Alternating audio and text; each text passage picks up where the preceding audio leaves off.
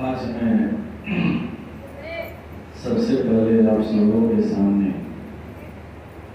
एक प्रसंग रखता हूँ, फिर उस प्रसंग के माध्यम से मैं अपने गुरु का संदेश देने का आप लोगों के सामने प्रयास करूँ।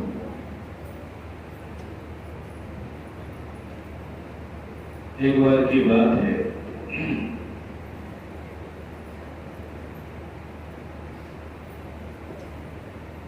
एक गांव से थोड़ी ही दूरी पर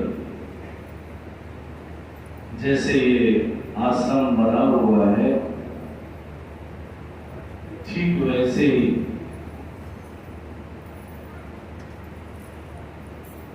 एक गांव से थोड़ी ही दूरी पर एक आश्रम हुआ करता था। उस आश्रम में एक महात्मा जी रहा करते थे। महात्मा जी अक्सर ज्ञान साधना में लीन रहा करते थे।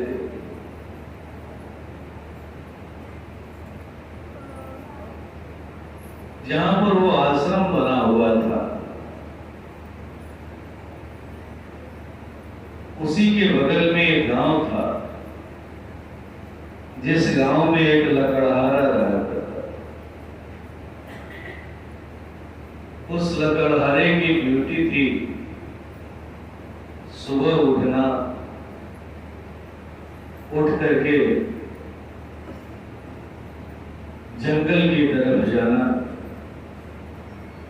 लकड़ियों को काटना, फिर स्थानीय बाजार में ले जाकर के बेचना, और उससे जो कुछ भी उसे रुपए पैसे मिलते थे, उसी से उसके परिवार का पालन पोषण हुआ करता।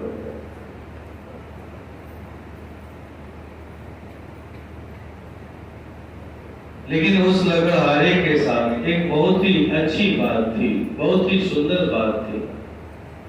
वो थी, जब भी वो लकड़ी काटने के लिए घर से निकलता तो रास्ते में आश्रम पड़ता था। वो आश्रम में जाता, आश्रम के गुरु जी का दर्शन करता, कुछ देर तक उनके साथ बैठता, उनके कुछ संदेशों को सुनता, और फिर लकड़ी काटने के लिए वो निकल जाए। लकड़ी काट करके जब वो लौटता तो लौटते वक्त भी एक बार जरूर आश्रम में जाता, क्योंकि आश्रम ऐसी जगह पर था। इस तरह से उस लकड़हारे की सबसे सुंदर चीज, सुंदर आदत यही थी कि जब भी वो अपने काम के लिए निकलता था, आश्रम में जाया करता था, गुरु दर्शन किया करता था, और फिर अपने काम को जाता। बड़ी सुंदर तरीके से उसका ये नियम पालन हो रहा था। आश्रम में जो रहने वाले गुरुजी थे, उनकी भी निगाह उस पर हमेशा पढ़ते रहती थी, और उनकी निगाह उसे ढूंढती भी थी। आज नहीं आया, आने में देर कर रहा है, पता नहीं कहाँ है, कहीं परेशान तो नहीं। ऐसा होता है। परम पूज्य गुरु महाराज साहब के भी साथ ऐसा ही होता है। जब भी उनकी कोई करीब आता था तो वो अक्सर उसकी हर चीज का ख्याल रखते। उसके हर कुशल क्षेम का ख्याल रखा। ऐसे ही वो गुरु जी की भी आदत थी। एक दिन सुबह सुबह लकड़ी काटने के लिए लकड़हारा जा रहा था। आश्रम में जैसे ही पहुंचा, गुरु जी ने उससे पूछा कि कहो क्या हाल है, तुम्हारी गृहस्थी कैसी चल रही है? जैसे ही गुरु जी ने पूछा, लकड़हारे की जो आंखें थी वो नम हो गई और अपनी आंखों को चुराते हुए उसने कहा, गुरु जी क्या कहें, किसी तरह से काम चल जाता है। दिन भर मेहनत करता हूं, लकड़ियों को काटता हूं और बाजार में बेचता हूं, लेकिन उचित मूल्य नहीं मिल पाता है। बहुत कम पैसे मिलते हैं। किसी तरह से घर गृहस्थी का काम चल जाता है। गुरु जी उसकी बात सुनकर के थोड़ा सा चिंतित हो गए। थोड़ी देर के बाद उन्होंने कहा कि ऐसा करो, इस आश्रम के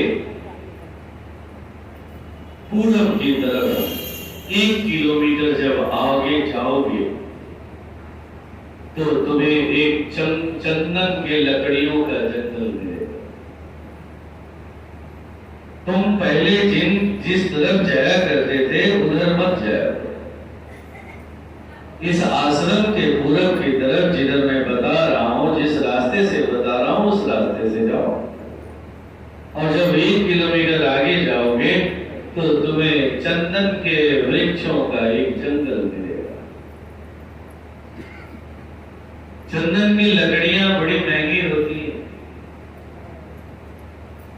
अब तुम उन्हें ही काट करके ले आना, बाजार में बेचना, तुम्हें बहुत अच्छे पैसे मिलेंगे।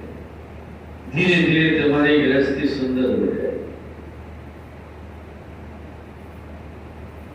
लकड़हारा गुरु जी की बात तो सुन लिया, लेकिन जैसे ही आश्रम के बाहर निकला तो उसके अंदर में एक द्वंद्व चल गया। गुरु जी क्या बात कर रहे हैं? मेरे पिताजी लकड़ी का काटने का काम किया करते थे, मेरी आधी उम्र लकड़ी काटते काटते बीत गई है। इस जंगल का चप्पा चप्पा मैं घूमा हुआ हूं, बचपन से घूम रहा हूं। इस जंगल में कहीं भी एक भी वृक्ष चंदन का नहीं। उसे गुरुजी की बातों पर यकीन नहीं हुआ और वो अपनी धुन में उसी तरफ निकल पड़ा जिस तरफ वो लकड़ियों को काटने के लिए जाया। फिर दूसरे दिन वो आश्रम में नित्य की तरह पहुंचा, जैसे रोज पहुंचता था वैसे ही पहुंचा, गुरु दर्शन किया। गुरुजी ने कहा, पूछा, क्या तुम उस रोज गए थे जिधर मैंने तुम्हें जाने के लिए कहा था? सकुचाते हुए उसने कहा कि नहीं गुरुजी, मैं उधर नहीं जा पाया। गुरुजी को बात समझते देर नहीं लगी। गुरुजी ने कहा कि एक बार मेरी बात मान करके देखो, कोई जरूरी नहीं है कि तुम जितना जानते हो उतना ही सही है। मैं जो कह रहा हूं उसे एक बार मान करके तो देखो। जब गुरुजी ने दो तीन बार इस तरह से कहा तो लकड़हारे ने सोचा कि चलो ठीक है, गुरुजी कह रहे हैं तो चल के थोड़ा देख ही लेते हैं। और कहते हैं कि ठीक जैसे ही वो 1 किलोमीटर पूरब की तरफ गया तो सबसे पहले उसे चंदन के सुगंध की अनुभूति से और उसका हौसला बढ़ गया। सचमुच देख करके वो भौचक कर रहे। पूरा जंगल जो है चंदन के लकड़ियों से भरा, चंदन के वृक्षों से भरा पड़ा। अब वो खुशी खुशी उन लकड़ियों को काटता है और आश्रम पर आता है, गुरुजी से मिलता है, क्षमा याचना मांगता है, याचना करता है और फिर खुशी खुशी जाकर के वो बाजार में लकड़ियों को बेचता है। बेचने के बाद उसे बहुत अच्छे पैसे मिलते हैं और इस तरह से कुछ दिनों के बाद उसकी गृहस्थी बड़ी अच्छी हो जाती है। अब किसी चीज की घर में कोई कमी नहीं रहती, लेकिन इधर एक घटना भी घटती है। वो घटना क्या है? तो लकड़हारा पहले रोज सुबह शाम आश्रम में जाया करता था, अब लकड़हारा हफ्ते में एक दिन आश्रम पर जाए। ऐसा क्यों हुआ? तो ऐसा इसलिए हुआ कि अब उसे हफ्ते में एक दिन लकड़ी काटने की जरूरत पड़ती थी। एक दिन ही वो इतना लकड़ी काट लेता था और उससे इतनी कीमत अच्छी मिल जाती थी कि वो 7 दिन बैठ करके घर में खाता था। इस तरह से अब धीरे धीरे उसका आश्रम पर आना पहुंचा। अब वो हफ्ते दिन में एक बार आता। जिस दिन जंगल में लकड़ियों को काटने के लिए जाता, उसी दिन वो आश्रम। एक दिन फिर गुरुजी ने उससे पूछा, कहो अब तुम्हारी गृहस्थी कैसी चल रही है? तो लकड़हारे ने कहा कि गुरुजी, गृहस्थी तो पहले से ठीक ठाक हो गई है, लेकिन अभी घर मकान की कमी है। सोच रहा था कि घर मकान भी बन जाता। गुरुजी ने कहा कि चलो ठीक है, ऐसा करना कि मैं जिस तरफ तुम्हें बताया था जाने के लिए, उससे 3 किलोमीटर और आगे जा। 3 किलोमीटर जब आगे जाओगे तो तुम्हें चांदी का खान मिलेगा, एक खदान मिलेगा जिसमें तुम्हें चांदी मिलेगी। चांदी बहुत कीमती होती है, उसे लेकर के आना, बेचना, तुम्हारी गरीबी दूर हो जाएगी। लेकिन ध्यान रहे, वो रोज खान तुम्हें नहीं मिलेगा, केवल एक बार ही वो खान तुम्हें मिलेगा। इसलिए जितना ले सकते हो ले लेना। और कहते हैं कि वो ठीक, अब उसे तो विश्वास हो चुका था कि गुरुजी ने ऐसा कहा, चंदन की लकड़ी के बारे में बताया तो मुझे मिला। तो अब उसने सोचा, खुशी से झूम रहा था कि निश्चित है कि गुरुजी कह रहे हैं तो चांदी मिलेगा ही मिलेगा। कहते हैं कि लकड़हारा ठीक वैसे ही उनके बताए हुए दिशा में वो आगे बढ़ता चला गया, आगे बढ़ता चला गया और सचमुच 3 किलोमीटर जाने के बाद उसे चांदी का, और वो खुशी से झूम उठा। जितना लेकर के चलने की क्षमता थी उतना चांदी को उठाया और घर की तरफ लौट गया। और लौटते वक्त वो आश्रम भी नहीं जा रहा है। पहले तो लकड़ियों को काटने के लिए जब जाता था लौटता था तो दोनों बार आश्रम जाता था। चंदन की लकड़ी को भी काटने के लिए जब जाता था लौटता था तो आश्रम की ओर आता था। लेकिन जब उसे चांदी मिल गया तो अब वो आश्रम की तरफ नहीं लौट रहा। वो सोच रहा है कहीं रास्ते में कोई छीन ना ले, गड़बड़ ना हो जाए। अब डर रहा है, सोचता है कि जल्दी से जल्दी इसे लेकर के घर तक पहुंचा और वो घर पहुंच जाता है। अब उसका आश्रम पर आना और कम हो जाता है। अब वो महीने में एक बार आता है, क्योंकि जंगल की तरफ उसका जाना बंद हो जाता है। अब महीने में एक दिन आता है जिस दिन उस आश्रम पर महीने महीने का सत्संग हुआ करता था, अब केवल और केवल कुछ दिन हुआ। इधर उसकी अमीरी बढ़ती जा रही है और आश्रम पर आना जाना भी कम। लेकिन जब अब वो महीने में एक बार आश्रम पर आता, तो पहले जब वो आता था तो अपनी सेवा भी बढ़ चढ़ करके देता। जब वो लकड़ी काटने का काम किया करता था तो अपनी सेवा भी बढ़ चढ़ करके देता। लेकिन अब वो कुछ अमीर बन चुका था, शहर के अमीरों में उसकी गिनती होने लगी थी। अब वो आता तो वो अपनी शारीरिक सेवा नहीं देता, बल्कि सेवा देने वाले सेवा कर्मियों को आदेश देता, ऐसे करो, वैसे करो, इस तरह से करो, उस तरह से। कुछ दिन और बीते, गुरुजी ने फिर एक बार कुशल से पूछा। फिर उसने कोई अपनी नई समस्या रखी। फिर गुरुजी ने इस तरह से कहते हैं कि गुरुजी ने उसे एक सोने के खान तक पहुंचा दिया, फिर उसके आगे हीरे के खान तक पहुंचा। और इस तरह से गुरुजी के बताए हुए उपाय से वो उस शहर का सबसे बड़ा अमीर व्यक्ति बन गया, सबसे बड़ा सेठ। बच्चे भी बड़े हो गए और इस तरह से उसके जीवन में इतना अनावश्यक धन हो गया, इतना अनावश्यक धन हो गया कि जिन बच्चों के लिए वो ये सारे कार्य कर रहा था, अब उन बच्चों से ही वो दुखी हो। बच्चे सब आवारा हो गए, धन की कोई कमी नहीं थी। और एक दिन बड़ा ही दुखी हुआ और दुखी होकर के वो सोच रहा था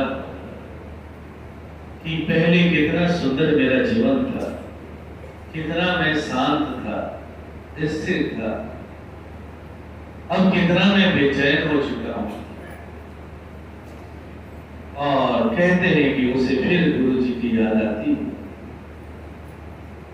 वर्षों बाद वो आश्रम पर आता है, गुरुजी से मिलता है और एक बात पूछता है, गुरुजी आपके पास चंदन के वृक्षों का पता है, चांदी के खान का भी पता है, सोने के खान का पता है, हीरे के खान का पता है, सब कुछ आपको पता है। लेकिन इसके बावजूद भी आप इस आश्रम में क्यों रहते? सब कुछ है, सब कुछ की जानकारी है, लेकिन इस आश्रम में क्यों रहते? कौन सी ऐसी चीज है जिसके लिए इस आश्रम में रहते? गुरुजी अब मुझे वही चीज दे देते। मुझे अब कोई चांदी नहीं चाहिए, कोई सोना नहीं चाहिए, कोई हीरा नहीं चाहिए, हमें वो चीज चाहिए गुरुजी जो आपके पास है। गुरुजी ने कहा कि हाँ, मैं तुम्हें यहीं पर ले आना चाहता हूं, यही तुम्हें मैं समझाना चाहता हूं, यही तुम्हें समझाना। मैंने तुम्हारी गरीबी इसलिए दूर की कि तुमसे मैं कुछ काम ले सकूं, लेकिन तुम भूलते गए, तुम इस आश्रम को ही भूलते गए, अपने गुरु को ही भूलते गए, उससे दूर होते चले गए। और आज तुम जिस धन की बात कर रहे हो, जिस धन को प्राप्त करना चाहते हो, उस धन का रास्ता इसी आश्रम से होकर के जाता है, मेरे द्वारा होकर के जाता है। इस आश्रम से दूर रहने वाला, मुझसे दूर रहने वाला कभी भी उस धन को नहीं प्राप्त कर सकता है जो धन मेरे पास है। चांदी का पता होते हुए भी, सोने का पता होते हुए भी, हीरे का पता होते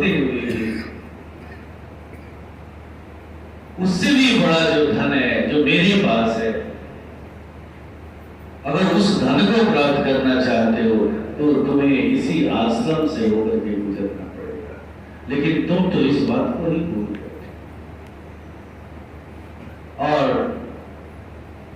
उन्हीं रुपए पैसे में, उन्हीं धन में तुम उलझ करके रह गए, फंस करके।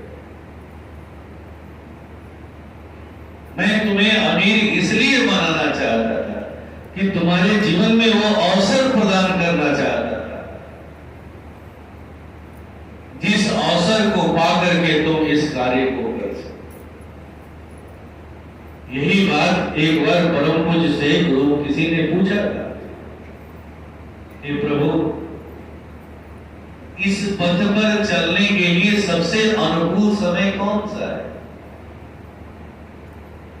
तो पूज्य गुरुदेव ने कहा कि अगर तुम इस रास्ते पर चलना चाहते हो तो उसके लिए सबसे अनुकूल समय है जब तुम्हारे शुभ संस्कार का उदय हो।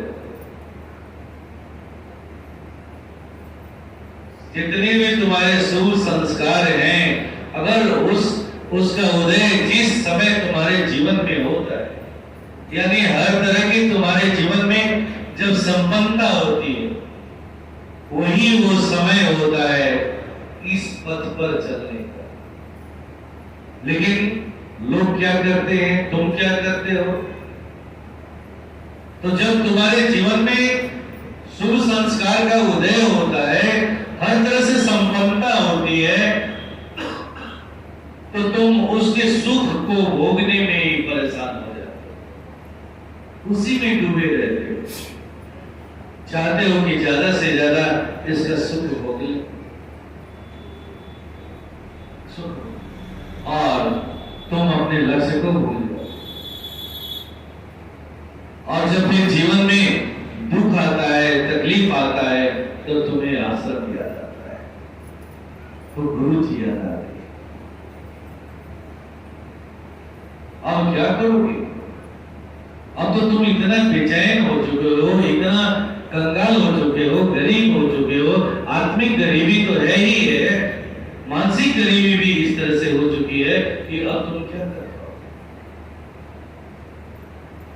और ठीक हम भाइयों के जीवन में भी ऐसा ही होता है, हम अपने समय को सही तरीके से पहचान नहीं पाते। जब हमारे जीवन में हर तरह की संपन्नता रहती है, तो हम उस समय भूले रहते हैं कि हमें हमारा कोई आश्रम भी है, उस आश्रम पर हमारे गुरुजी रहा करते थे, उस आश्रम से ही हमारा जन्म हुआ है,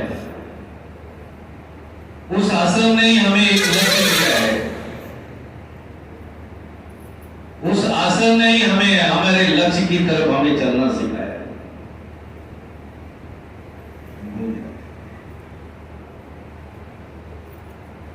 ये बात उस गड़ेरिए के साथ ही नहीं है, बहुत तेरे लोगों के साथ। इसीलिए परम पूज्य ने चेताते हुए कहा था कि तुम्हारे जीवन में गुरु इस संपन्नता को अगर देता है तो इसीलिए देता है।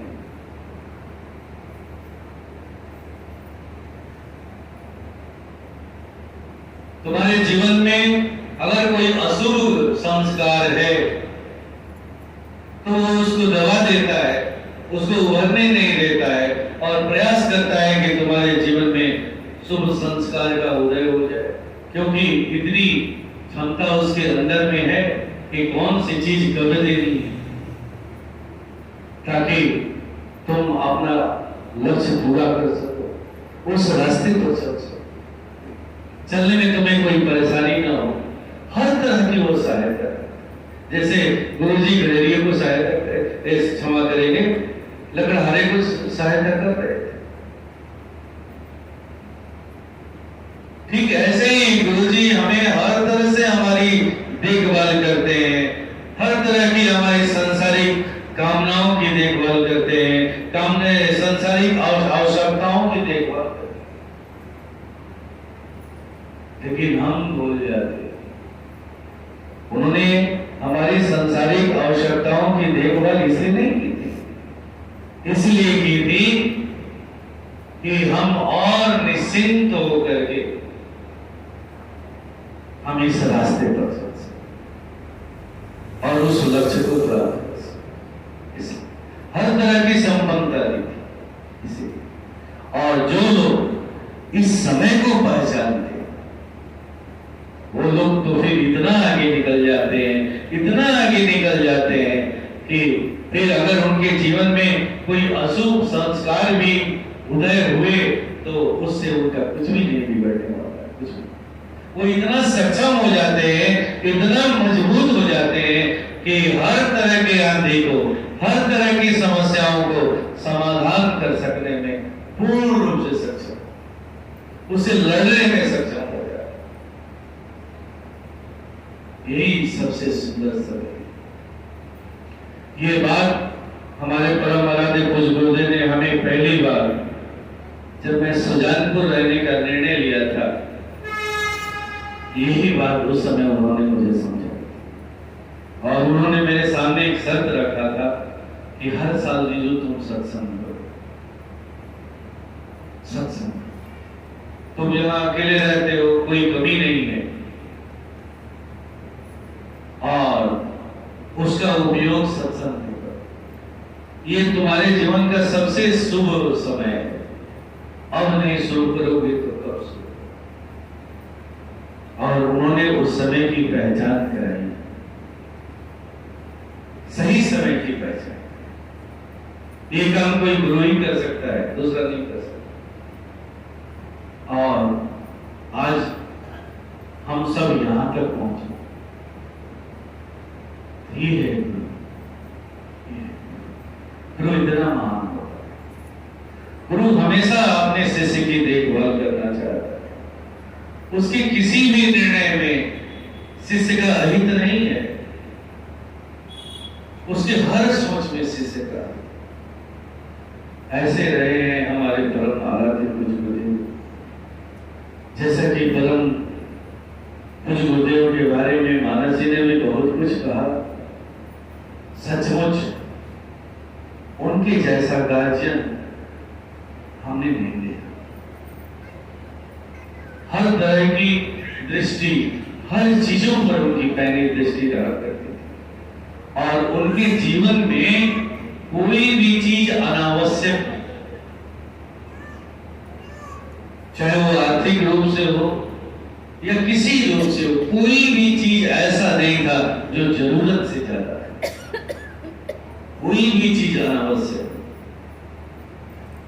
और जो लोग उनके साथ रहे, बहुत करीब रहे, उनके जीवन में भी वो उन चीजों को अनावश्यक रूप में ले रहे, ताकि उसके कदम कभी भाग न सके, कभी गलत दिशा में जा न सके, कभी उसके जीवन में चरित्रहीनता न आ सके। इस तरह के होना चाहिए। आज का दिन उन्हें याद करने का दिन है। कितनी चर्चाएं उनके बारे में की जाए वो बहुत ही कम होगी, छोटी। ऐसे महाप्रभु से प्रार्थना करते हैं कि हे प्रभु, अगर हम सबों से कोई भूल चूक हो गई हो तो क्षमा करना और हमें शक्ति देना प्रभु कि आपने हमें जिस तरह से पाला है, जिस तरह से रखा है और जिस तरह से आगे बढ़ाया है, और आगे हम उसी तरह से बढ़ते चले जाए, बढ़ते चले।